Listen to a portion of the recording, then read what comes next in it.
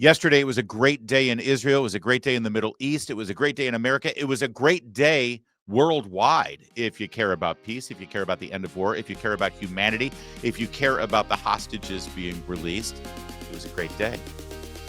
And the media couldn't ignore it. And the media couldn't deny it. And try as they might, they had to eventually give credit where it was due. A quick look-see over at Morning Joe real fast, and you'll see the tone that was set. Let's look back at yesterday. Just an extraordinary day, and unlike, I think, any day I've ever seen, certainly coming out of the Middle East. Joe, it was a joyous day of images of people celebrating genuine, deep happiness at seeing their relatives home, seeing Palestinian prisoners return. On both sides, you saw the just unmistakable joy of the... Say it. Say it. Thanks to Trump. Say it. They can't say it. But you saw how he was struggling. He was stammering. Good news is bad news for these people. But hold on. Because that was just undeniable truth. A great day, unmistakable joy in the Middle East, both sides celebrating something no one ever thought would happen. But we got to take it one step further.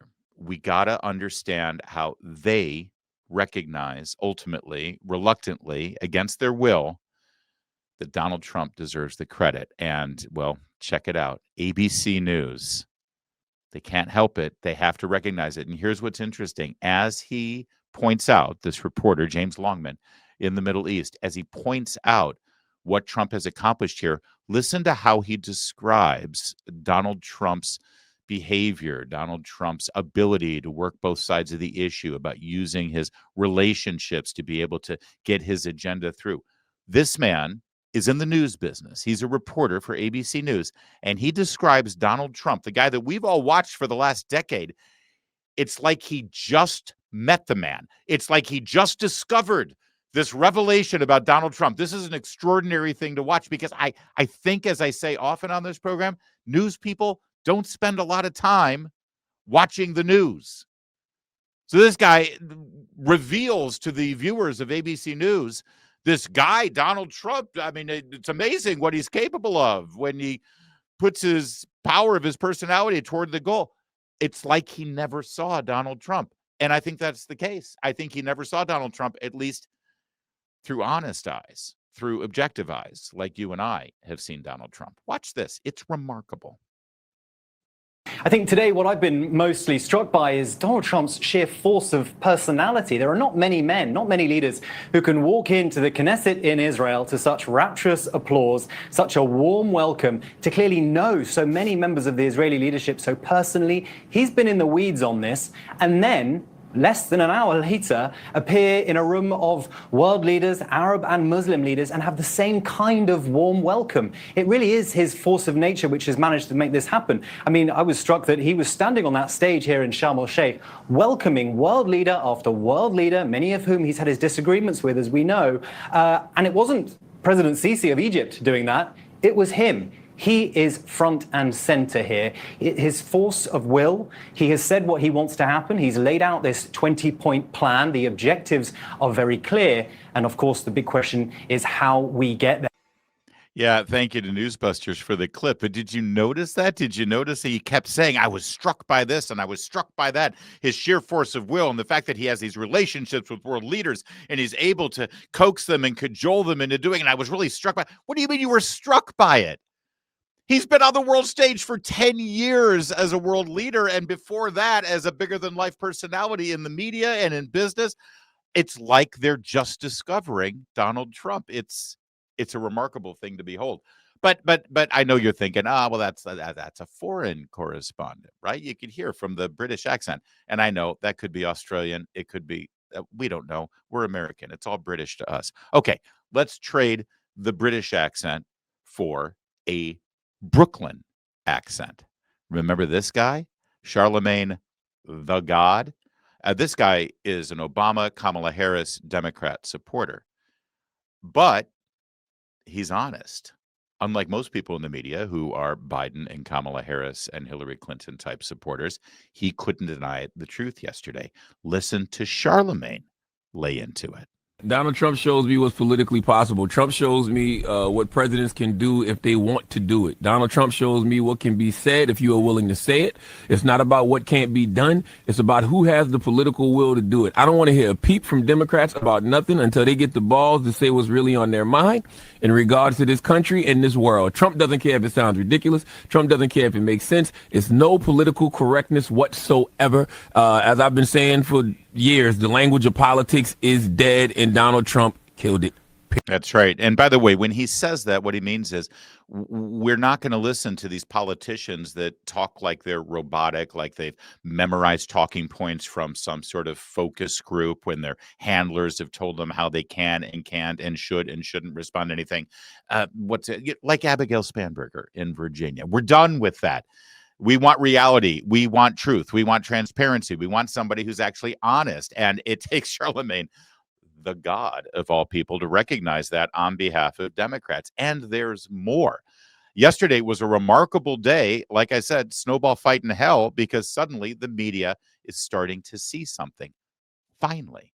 I mentioned this Friday when the peace deal was first announced. I said, could this be the tipping point? Could this be the point where people on the left in America finally stop themselves just for a second, look themselves in the mirror and say, maybe I was wrong.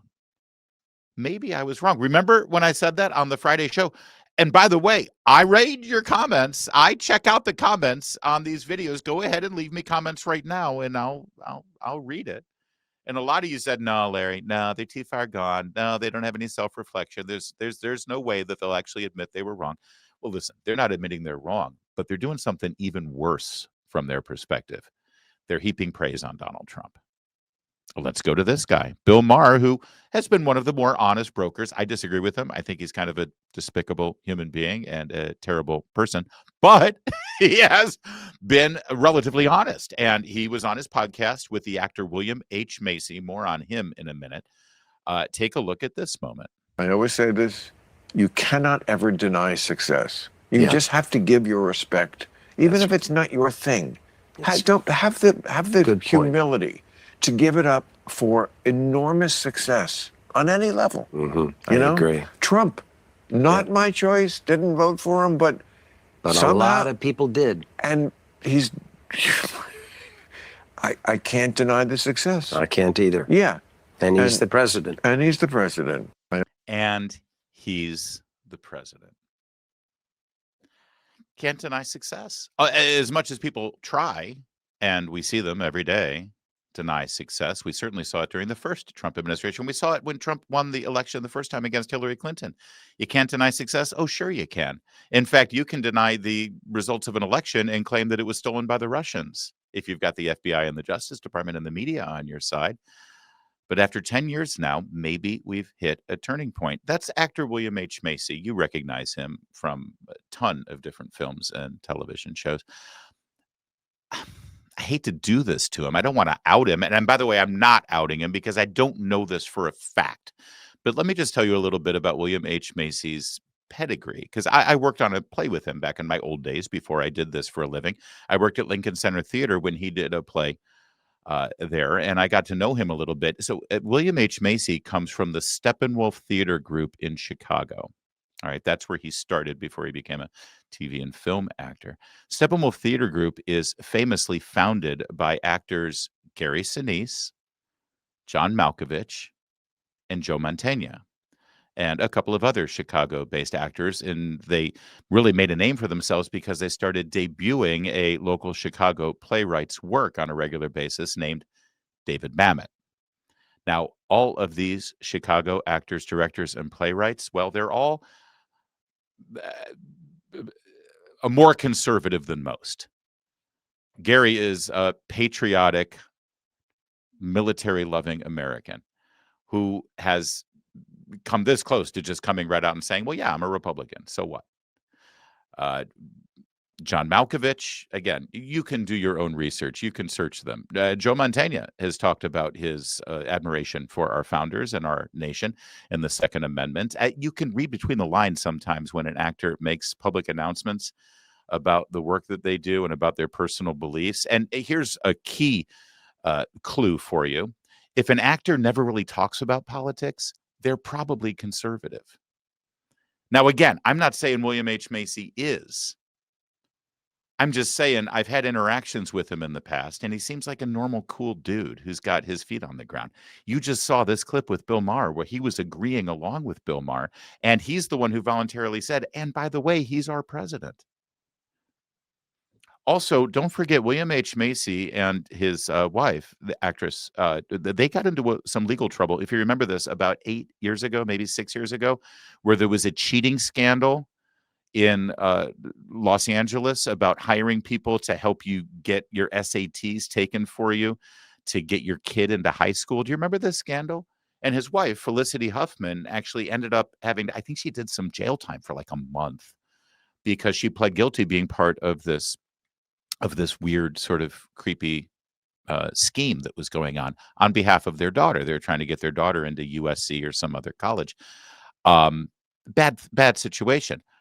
When you're in Hollywood and you run into trouble like that, and the people you thought were your friends abandon you and throw you under the bus and stab you in the back, you quickly realize exactly who your friends are and where your values are. And again, I don't know this for a fact, but it's an interesting little sidebar on William H. Macy. In fact, one other clip of him with Bill Maher, as Bill Maher points out what he calls his prized possession. Watch. But I see what did he sign there? This is when I went to the White House. These are all the horrible things he's called me over the years. Did you give him that and he signed it for you? Correct. Oh, that's fucking brilliant. I know. It's my prized possession. What a signature. That's one of the best signatures stupid, of angry, anybody. dopey, dummy, trouble. What's that one? Terrible student, not considered smart, no mojo. Terrible nervous. student? How did he know that? He doesn't know any of this. This is what's so Bedwetter. Amazing that he, off the top of his head, could come up with 56 different. I'm Low-life's impressed. dummy. So-called comedian, not a smart guy, better than Sominex, fired like a dog. Dumbass, not an intellectual, Better than terrible Sominex. show. Moron, stupid guy, bad ratings. Okay, now you're just gloating. Now you're It's That's hip. It's hip, and it's also just like says something about the human mind or some human minds. Like I couldn't come up with this many names. Oh, yes, if you gave me a day, I mean, if I had a day, Yeah. if I had a day, And a thesaurus. and a thesaurus, exactly. But I see. Right. So listen, bear with me for a second, because I know that the crux of that clip was the fact that Trump hurls all of these insults at Bill Maher and other people. It's what he does. But understand, as Andrew Breitbart always used to say, that politics ends up being downstream from culture. When you've got Bill Maher and award-winning actor William H. Macy sitting there having a bourbon, laughing at Trump and laughing with Trump, excuse me, not laughing at him, but enjoying what we always enjoy. You know, everyone's like, oh, the mean tweets. And we're like, yeah, mean tweets. We kind of like the mean tweets. They're funny. They're cathartic. They actually make you laugh. And this is exactly the response that Trump would want his tweets to elicit. You know what I'm saying? When these guys can do that and they start to get it, that makes a difference. And I think when politics is downstream from a cultural moment like that, you're going to start to see the ripple effect and the dominoes fall. Let me bring you back to the news media now, because the conversation suddenly is changing. Watch. Another comment the president made on his way to Israel aboard Air Force One. He was asked if the ceasefire deal will help him get into heaven, which is, I got to say, I've been in the press pool. It is a unique question to ask a president of the United States. However, his response was also unique. Take a listen. I don't think there's anything going to get me in heaven. Okay, I think I think I'm not maybe heaven bound. I may be in heaven right now as we fly in Air Force One. I'm not sure I'm going to be able to make heaven. Look, as somebody else who may have a hard time with this same topic, I would just say that it's really interesting when you hear him say this because it makes him a regular guy. It definitely Democrat, does. it really makes me upset because folks flip it, making, what do you say, lie to yourself. I do that a lot. Other folks, he's just been a regular person going, look, I've made a lot of mistakes. Y'all have all covered me and pulled out everything I've ever done in my life. So maybe I'm not going to have a straight shot all the way to heaven. It makes him really, really like a regular folks. And as a Democrat, it makes me hate it. I think Chuck. Actually, let me jump in there real fast because you may have missed it. He's not just a Democrat. Did you see the chyron that popped up and identified this guy? Chuck Rocha. He's a former senior advisor to Bernie Sanders' political campaign. This is a Bernie Sanders Democrat admitting on CNN Trump relates to people in ways that no other politician can. And he's laughing about it and saying, yeah, I mean, it drives me nuts. But see, this was not the conversation 10 years ago, 5 years ago, 5 months ago. 5 weeks ago, this was not the conversation about Donald Trump that you would see on CNN with a cowboy hat wearing Bernie Sanders socialist. Something's pivoting here. I'm telling you. Watch a little bit more. Him really, really like a regular folks. And as a Democrat, it makes me hate it. I think Chuck is 100% correct. I mean, like my grandfather used to say, when people say, I'm a Christian, he said, wow, you've already accomplished it. It's a lifelong journey. We're all imperfect. The president recognized that. And to Chuck's point, for regular people, they say, hell, I don't know if I'm going to get to heaven, but I'm certainly trying every single day. It's relatable. It's why people like him. Yeah. I mean, when you read it versus when you listen to him say it, which is this is an important the body component language of covering this president is don't just read it, listen to and watch how he's actually saying it. I mean, honestly, there's like a combination of the humor, the quippiness, but also like a self-awareness about like, it's a little presumptuous to be like, you know what? Yes, absolutely. I'm going to go. You've never seen a Democrat speak that freely because our consultants and lawyers would have a field day. They'd be like, it's over. Like, we've got to unbutton the tie a little bit and be really regular and talk to folks like me and my boys were talking to each other this weekend. Democrat, Independent, Republican. That's right. Here's the problem, though. They can't. Who among them can actually unbutton the tie and actually talk freely and be normal and be natural? Gavin Newsom? Are you kidding me?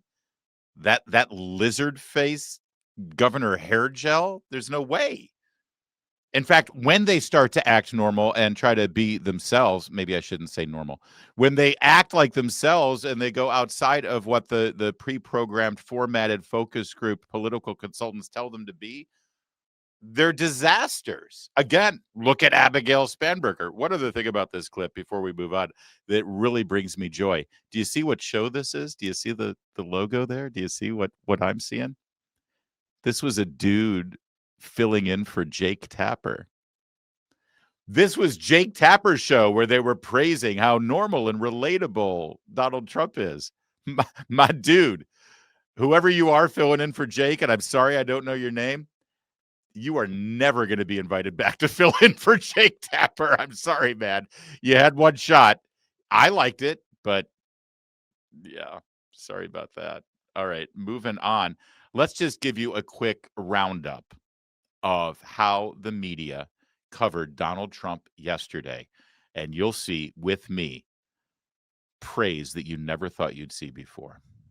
Make no mistake, it looks like President Trump has actually pulled off something here that many presidents before him have failed to do. Just need to underscore what an enormous moment this is for so many people in this region, for the people of Gaza who have endured 2 years of war, for the families of these 48 remaining hostages who have endured 2 years of absolute agony. This is a watershed moment. We've heard it again and again from a number of people today, really giving credit to President Trump for getting this deal over the finish line. What are you hearing from your sources with regard to President Trump's role in getting both parties to sign off on at least the first phase of this peace plan? Well, certainly this is an enormous moment for the world, but also for this administration, a big win for the president who has been very personally involved in this, Lindsay. Is a major accomplishment for President Trump, something that he's been really trying to work toward. There's been a lot of critics and questioning of whether or not he could pull off sort of negotiating and working to try to get all these sides together. Of course, there were a lot of nations involved. So this is, of course, not just a victory for President Trump, but really a number of Arab nations, Hamas, and of course, Israel. But this is really huge news, and the president, of course, announcing it online. So what do you make of what the president has said in a social media post, that they've signed off on the first phase of the peace plan? What does that mean to you? Anderson, momentous day. There's not much good news in the world. This is great news. I am trying to hold it together, honestly. Worked on this issue a very long time. Israel, make no mistake, this is a huge night, potentially the end of the nightmare. For the people of Gaza, this is going to be an enormous relief. For the people of Israel, potentially the end of a 2-year-long nightmare. And for these families still waiting for the remaining hostages who are still alive to come home, this has been an agonizing wait. And of course, the families who will get the remains of loved ones who died while in captivity. Absolutely astounding. Listen, when you're in the business that we're in and you look at the media and you look at liberal politicians the way we do on a daily basis, it's easy to sort of slip into an Eeyore mode. You know, oh, they're always going to be negative. Oh, they're always going to hate us. And by the way, we don't care if they like us or not. We care if they're honest. We care if they don't act like propagandists. That's what's important to us. I don't know about you, and I'm not being naive here. I'm really not. I never thought I would see the people that you just saw in that montage say anything positive, give any credit to Donald Trump. And by the way, I know you're sitting there thinking, oh, yeah, but that's just, what about Democrats? Democrats are still the problem. Okay. All right. How about one more? How about this guy? One of the biggest Trump haters in Washington, D.C. This guy, he's an idiot. Congressman Daniel Goldman. He led the charge for impeachment. He's led the charge on all of the fake scandals against Donald Trump, right? Well, here was Goldman.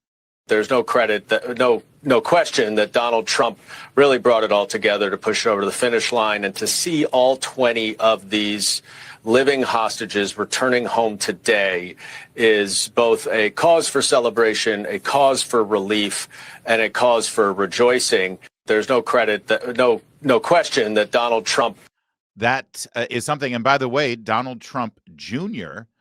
put out a tweet calling Congressman Daniel Goldman out publicly and saying, thank you for your private message that you sent me, or maybe it was a phone call that he delivered, praising and thanking his father, Donald Trump. Yeah, it's something. Listen, trust me, I'm not going off to Wonderland here. I'm not going off and hugging every reporter I meet in Washington, D.C. I'm not going to give a shoulder rub to every Democrat saying, hey, we're all friends now, right? Kumbaya, kumbaya. I'm not naive. I know what's going on. I get it. In fact, before we all get too crazy about it, let's not forget that this town is still populated with people like Chris Murphy, senator from Connecticut, whose main objective right now is to try to make a name for himself so he can run. Sorry, it's hard to say with a straight face. So he can run for president in 2028. Here's Chris Murphy given the opportunity to give any kind of credit to Donald Trump. Go ahead, Chris. Let's hear it. I know you have a lot of differences with the president, but on this, is this a clear win?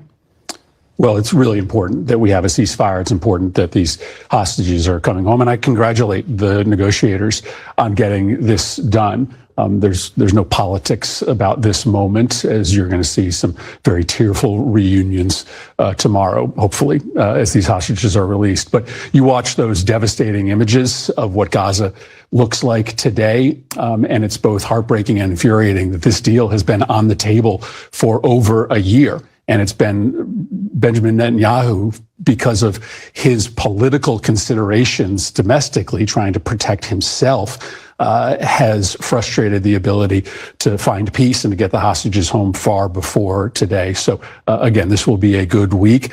But as you have reported, there are big issues to come. Israel is not fully pulling out of Gaza. There is no clear path forward on what the security and governance force is going to look like inside that country. There's certainly a risk of hostilities beginning again if we don't build on this first phase and come to some decisions about what Gaza looks like heading into next year. And President Biden wasn't willing to put this kind of pressure on Benjamin Netanyahu. President Trump has. Your point is that's got to be sustained pressure to see this all the way through. Am I understanding you? Yeah. I mean, listen, Why, Margaret? That was really big of you to go in there and give Senator Murphy the answer that you're looking for. Did you notice that?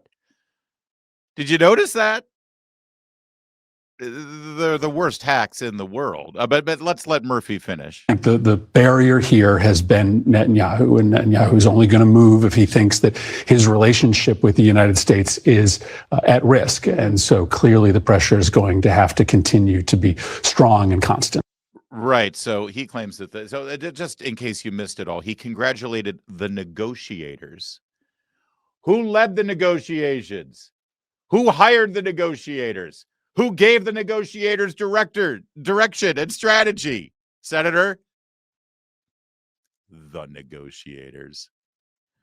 And then he said, really, the obstacle was Netanyahu all along. Really, the obstacle wasn't the, murderous terrorists who had slaughtered 1,000 innocent people and kept over 200 hostages for the last 2 years. They weren't a roadblock to peace and a ceasefire. Really? These people are broken. They're warped. But they're not going to stop me from being in a good mood today after the events that we just saw and after the people you just saw, of all people, delivering praise reluctantly, but praise nonetheless to the President of the United States.